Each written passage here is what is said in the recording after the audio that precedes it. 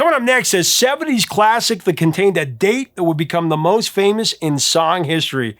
You'll see what I mean next. Many have wondered why the legendary group or songwriter chose the particular date. You're going to find out next. It's a stone-cold classic song that whenever played is a guarantee floor flutter. From a group that grooves like no other, it was a song written by a woman who was on food stamps. But this classic song would immediately pull her out of poverty and make her one of the richest songwriters ever. But the legendary singer who helped write this song, he threw a nonsense word in the chorus that he was severely criticized for. Many wanted him to change it. He stuck with it, believing it was a key to the song. But what the hell did it mean? Find out why it was so important as we celebrate what might be the greatest crossover classic in music history. Coming up next on Professor of Rock. Hey, music junkies, Professor of Rock, always here to celebrate the greatest artists and the greatest songs of all time. You know, if you've ever thrown down on a game of Hungry Hippos or Chutes and Ladders or bombed somebody on Battleship, this channel, it's made for you. It's pure nostalgia. Make sure that you subscribe below right now. Click on the big red button and then click on the bell so that you know when the latest videos are coming down the pipeline. So it's time for another edition of Number One in Our Hearts. This is a show that honors songs that were so unbelievably great, they absolutely should have been number one on the Billboard Hot 100 chart. But for whatever reason, radio play, lack of marketing, label support, or just sheer stupidity, the song came up a bit short. This one should have been number one for 10 weeks. It's one of the most joyful get up and dance ditties ever recorded. Today, we're going to take a deep dive into Earth, Wind & Fire's 1978 smash hit, September.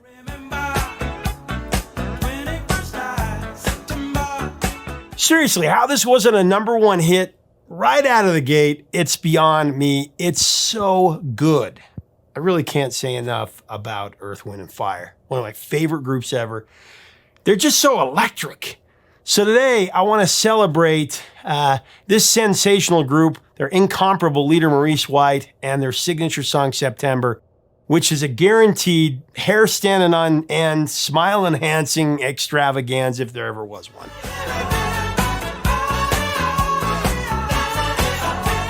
Now, Maurice White was born in Memphis, Tennessee, and he began his musical career as part of a jazz trio called the Mad Lads. This is a band he co-formed with his childhood buddy, the illustrious Booker T. Jones. Reflecting back on those early days, Booker T. remembered Maurice as a shy kid who spoke in a whisper. But that shyness would be short-lived as Maurice would later break out of his shell to showcase an energetic personality that would captivate the world.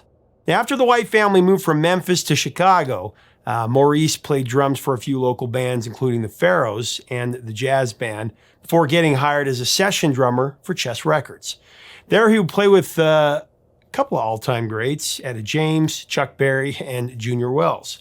In 1966, Maurice joined the Ramsey Lewis Trio as their drummer. But he had a burning desire to create his own act, and that aspiration compelled him to leave the trio in 1968. Maurice then teamed up with three of his friends to form the Salty Peppers. Together, they had some regional success in the Midwest. However, the Salty Peppers soon dissolved, and Maurice asked his brother Verdine to join him for a new venture in L.A. In California, Maurice assembled a new group, one that more fully captured his vision and incorporated myriad of musical genres: jazz, funk, soul, dance, Latin, African, and pop. That band, formed in 1969, was called Earth, Wind & Fire. Maurice subscribed to the cosmic power of astrology, and this belief played a key role in the naming of the band and the philosophy of their music.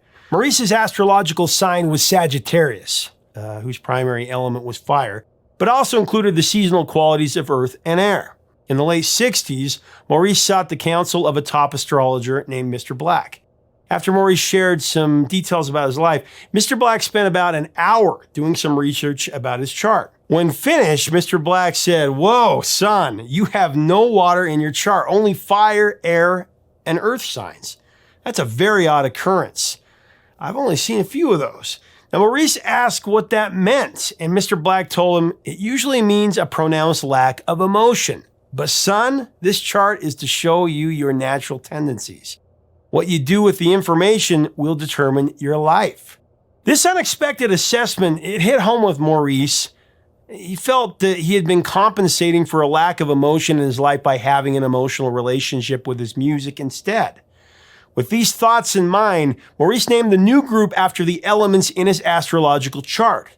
He substituted wind for air, thinking earth, wind, and fire sounded more dynamic than earth, air, and fire. Musicians came and went in the first few years of the band, but by 1972, the foundation of the EWF lineup was stabilizing, with Maurice White on lead vocals, percussion, and kalimba, Verdine White on bass, Larry Dunn on keys, guitarists Al McKay and Johnny Graham, saxman Andrew Woolfolk, Ralph Johnson on drums, and a promising young singer by the name of Philip Bailey.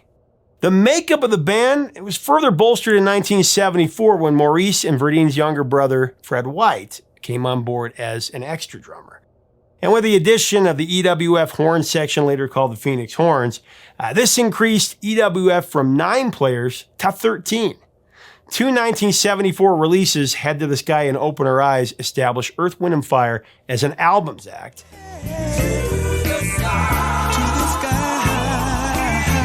While the following year, Shining Star hit number 1 on the Hot 100 and the U.S. R&B charts.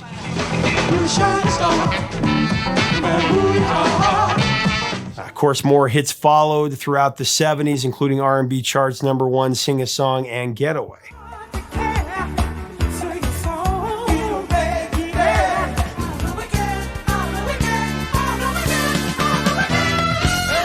Their eclectic mixture of soul and jazz continued to expand, and their songs grew ever more memorable.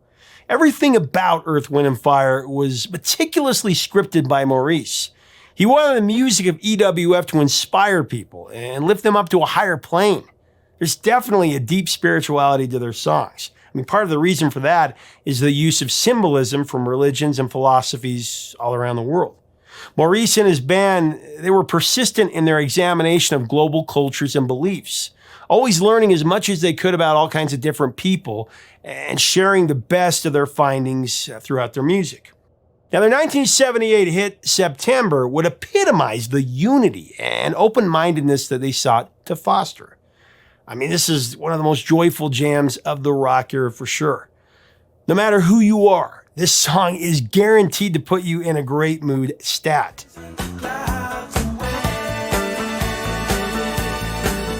It's feel-good power. It's irresistible. And because of that, it's a song that it just brings people together.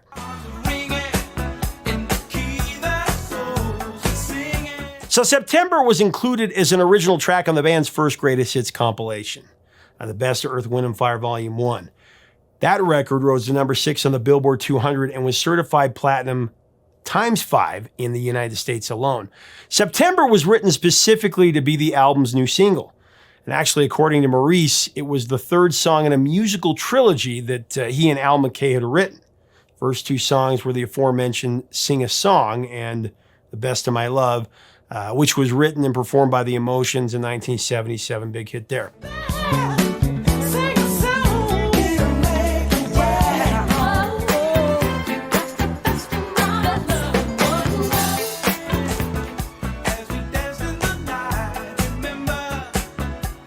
Maurice would write the lyrics to September with renowned songwriter Allie Willis. She would later write for the Pointer Sisters, and Pet Shop Boys, and the Rembrandts, amongst others. What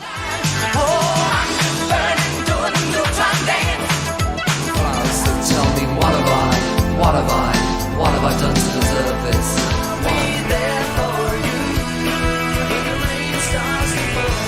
She also co-penned the Earth, Wind & Fire top 10 hit Boogie Wonderland.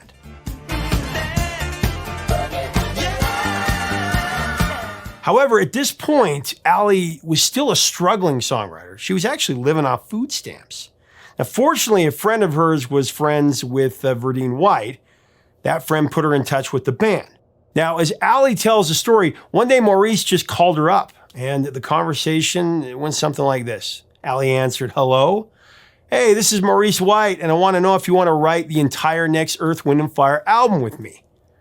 Yeah, Maurice cut right to the chase. Of course, Allie said yes.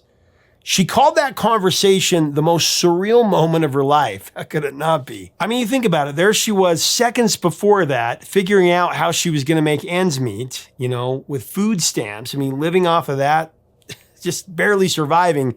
Now she was collaborating with Earth, Wind & Fire. September, that was the first song that Willis wrote with the band. She described the process as fantastic, very thrilling. On her first day in the studio, in fact, Allie opened the door to hear EWF playing the guitar intro for September.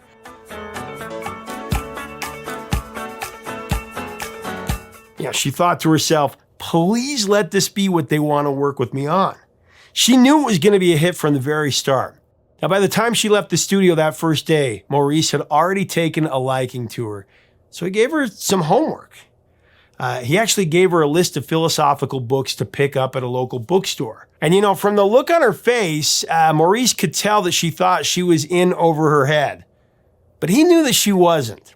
Maurice underlined one book in particular, The Greatest Salesman in the World by Og Mandino. In this book, Mandino shares his belief that victory comes only after many struggles and countless defeats.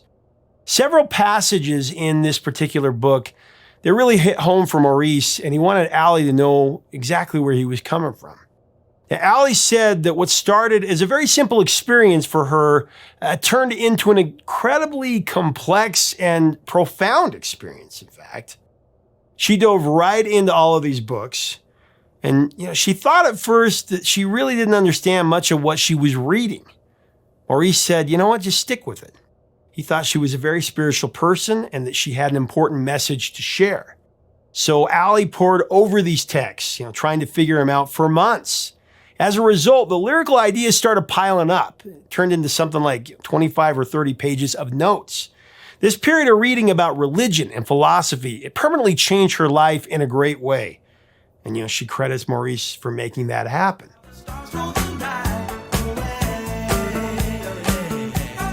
Now, ironically, September didn't have all that much to do with philosophy. It's a very simple lyric, but incredibly joyful. Maurice said it took him about a month to calm Allie down about the song. In particular, she detested the ba-de-ya hook. What she said is, I absolutely could not deal with lyrics that were nonsensical, or lines that weren't complete sentences. She wanted it to be a real word and felt like its inclusion was a slight against her lyric writing abilities.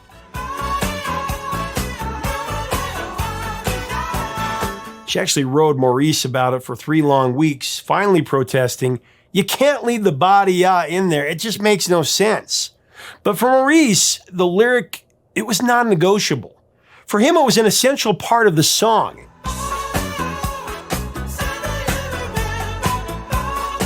Finally, one day, he put his arm around Allie and he just said, you gotta trust me on this one. I can't let a bulky lyric get in the way of a melodic groove. Ba-de-ya, it felt good, and nonsensical or not, it captured the exact vibe that Maurice wanted in the song. The beauty of ba-de-ya is it can mean whatever you want it to mean. It's just a joyful declaration that simply works in the song.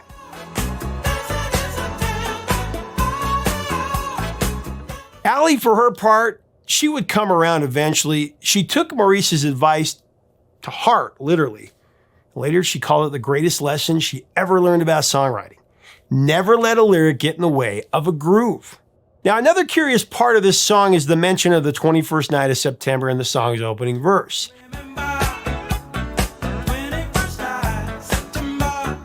For decades, theories have come around as to the meaning of that date. However, when asked about its significance, Maurice insisted that it didn't have any. It's just a day on the calendar. 21st of September, it just sounded good when he sang it. Allie concurred. She said, we went through all the dates. Do you remember the 1st, the 2nd, the 3rd, the 4th, and the one that felt best was the 21st. I constantly have people coming up to me and they get so excited to know what the significance of the date was. There is no significance beyond it just sang better than any of the other dates. So sorry. End of quote. However, after Maurice's death in 2016, his wife shared what she thought it meant. She revealed that the 21st of September was actually the original due date of their son, who ended up being born earlier in August. It's a nice thought, and maybe it's true. But for the rest of us, I think the 21st of September can mean whatever we want it to mean. Just like Badia.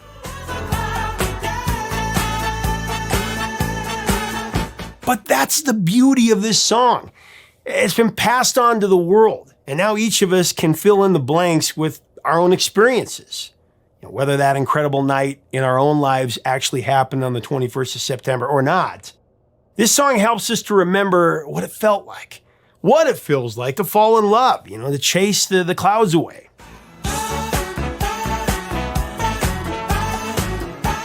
September actually entered the Billboard Hot 100 chart in November of 1978, and it peaked at number 8 on February 10th, 1979. So unfortunately, it didn't happen in September. Would have been pretty cool if it did.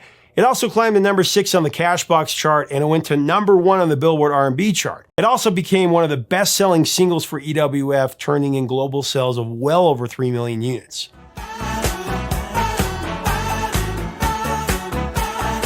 Between 1975 and 1979, Earth, Wind & Fire was one of the biggest musical acts on the planet. They sold more than 30 million records, including several multi-platinum albums. They won 6 Grammys, all during this period. This was back when they didn't have that many categories in the Grammys, you got to remember. The EWF World Tours were among the hottest tickets in the business. And really, Maurice White's vision of establishing a revolutionary group with universal prominence, it was masterfully realized, perhaps with even greater impact than he'd originally imagined. And I'd argue that no song in EWF's stellar catalog has made a greater impact on the world than September. Gotta be, in my opinion, their best song. Verdine White, who talked about the song's lasting influences, said, "People now are getting married on September 21st. The stock market goes up on September 21st. Every kid I know now that's in their 20s, they always thank me because they were born on September 21st.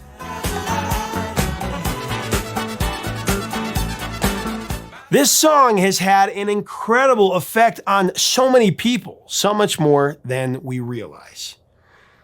So you know what? We gotta put it where it belongs, up at number 1. Now, the week that September peaked at number 8 on the Billboard Hot 100, the top 5 songs on the chart were at number 5, you had Fire by the Pointer Sisters. Fire. Number 4, A Little More Love by Olivia Newton-John.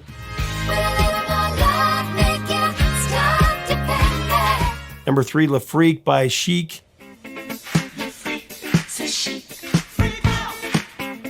Number 2, YMCA by the Village People. It's fun to stay at the YMCA. And at number 1, Do You Think I'm Sexy by Rod Stewart.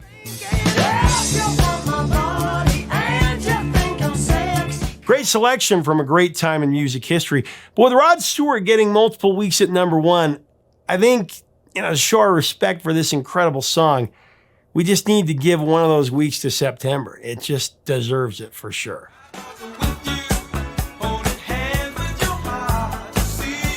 Like I said at the beginning of this, I think it should have been number 1 for 10 weeks. It's one of those songs. This song, it was a mainstay of my growing up years. I remember when I was in, I think it was in the 3rd grade. I had a really horrible day at school. This school bully had broken my glasses yet again. I had this one kid who was like 3 times bigger than me. And by hell, he would find a way to break my glasses like every week. On this day, I was humiliated by him in front of the girl that I had a crush on. I came home, my dad was just pulling in when I was walking home from the bus stop. He could tell that I was pretty miserable, so he asked, how's your day go? Are you okay? I always hid what was going on. I told him that I broke my own glasses. I didn't want to make it worse for myself with the bully. I actually stood up to this bully later on, but that's another story for another day.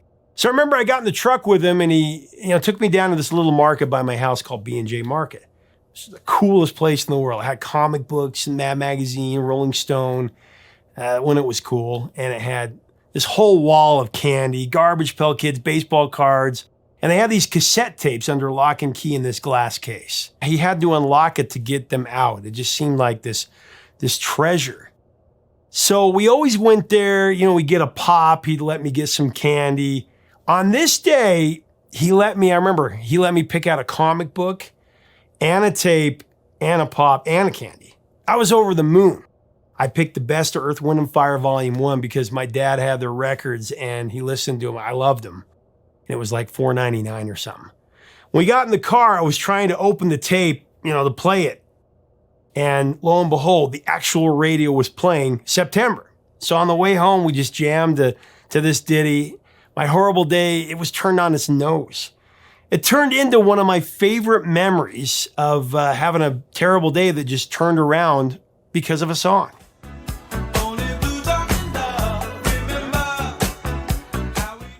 Come to think of it, it happened in the fall, because the leaves were turning and it was near the beginning of the school year. It had to be in September. At least that's how I think of it in my mind. Ba-de-ya.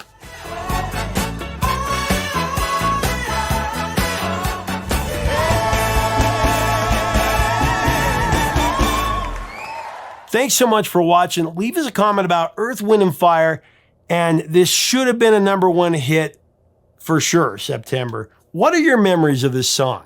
What are your memories of Earth, Wind & Fire and these great times, the first time that you heard it? And what do you think about the rest of their catalog? What other songs by them should we cover? Let's have a great discussion below. Until next time, 3 chords and the truth.